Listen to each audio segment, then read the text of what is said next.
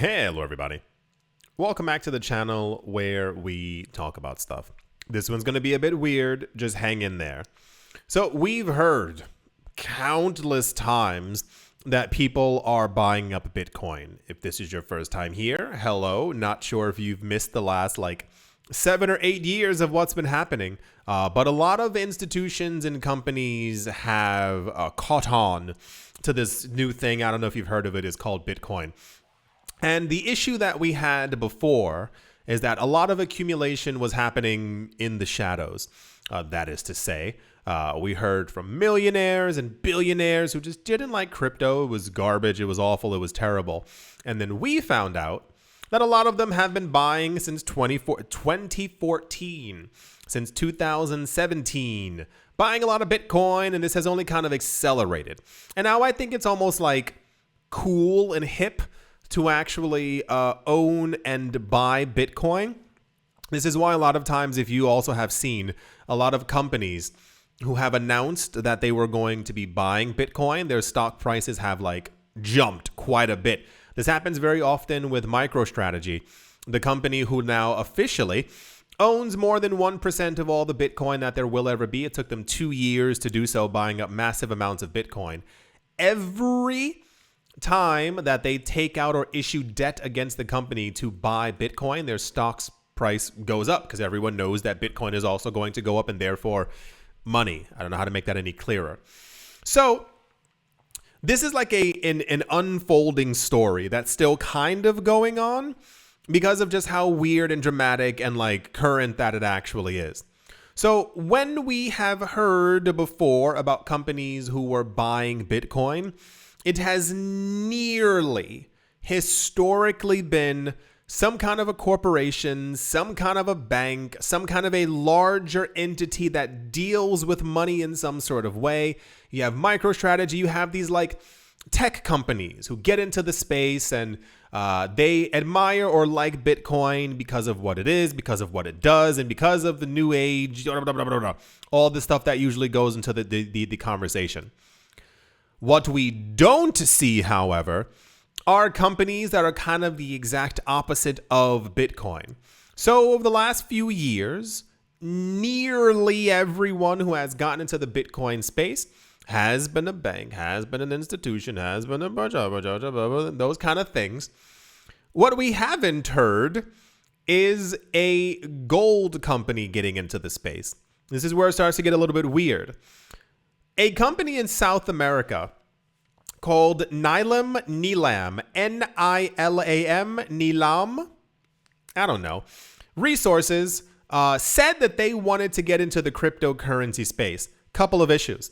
One, they said that they were going to do this by acquiring another company called Zyber, because it's cyber with an X, Zyber, like Xena, Zyber Data Limited, to purchase 100% of the company and basically form that company into what is going to hold their crypto. Seems easy enough from a logical perspective.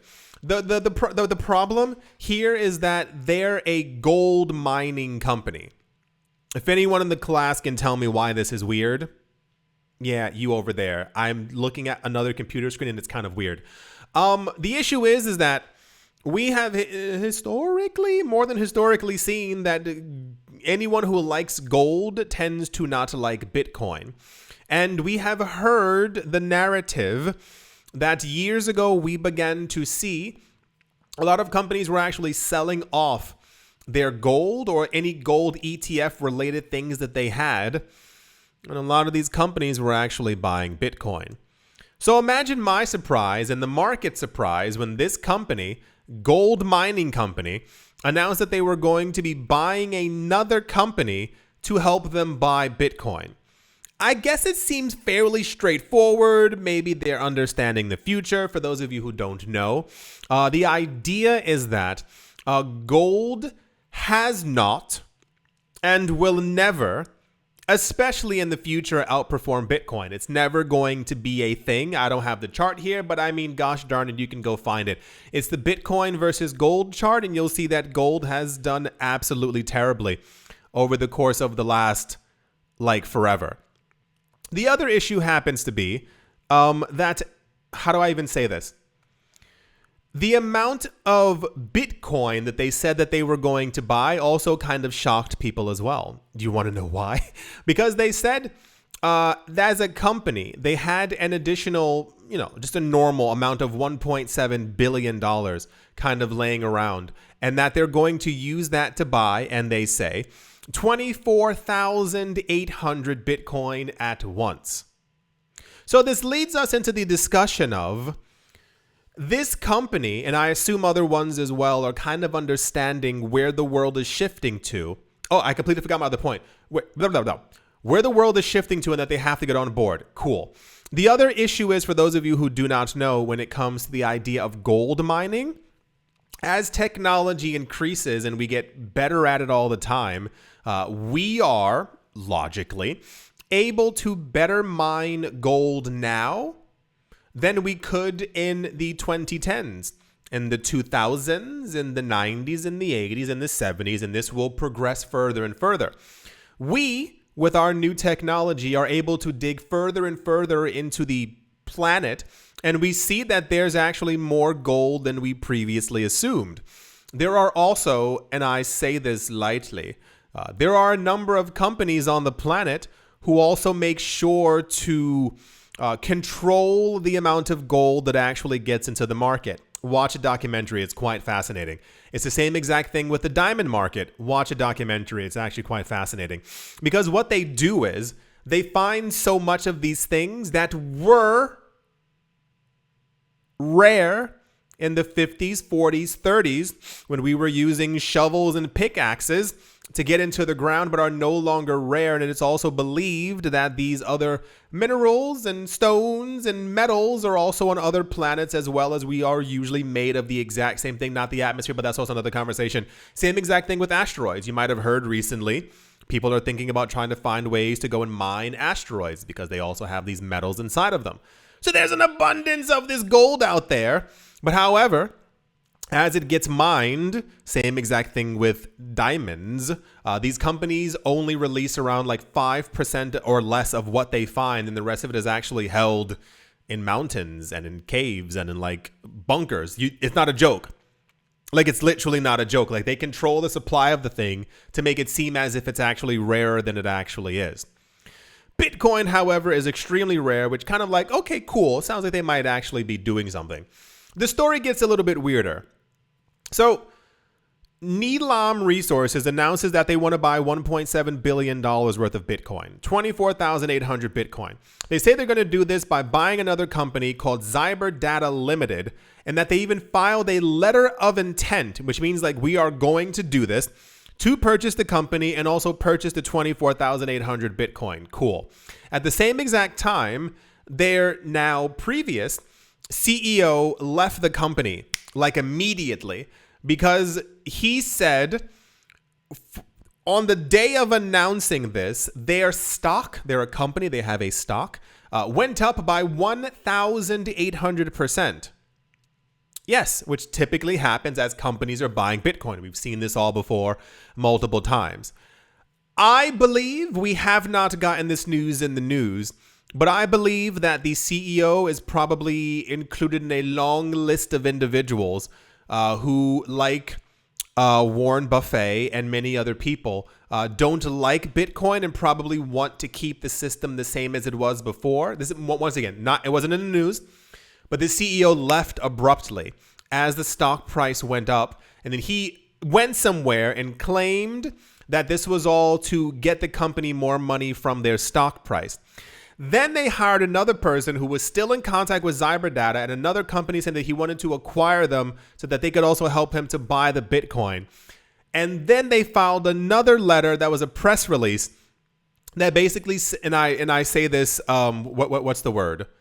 I do not quote, I'm paraphrasing, that the former CEO doesn't speak for them. That's a nice way of saying it. That's a very nice way of putting it. Doesn't speak for them, and that they still plan on acquiring this large amount of Bitcoin.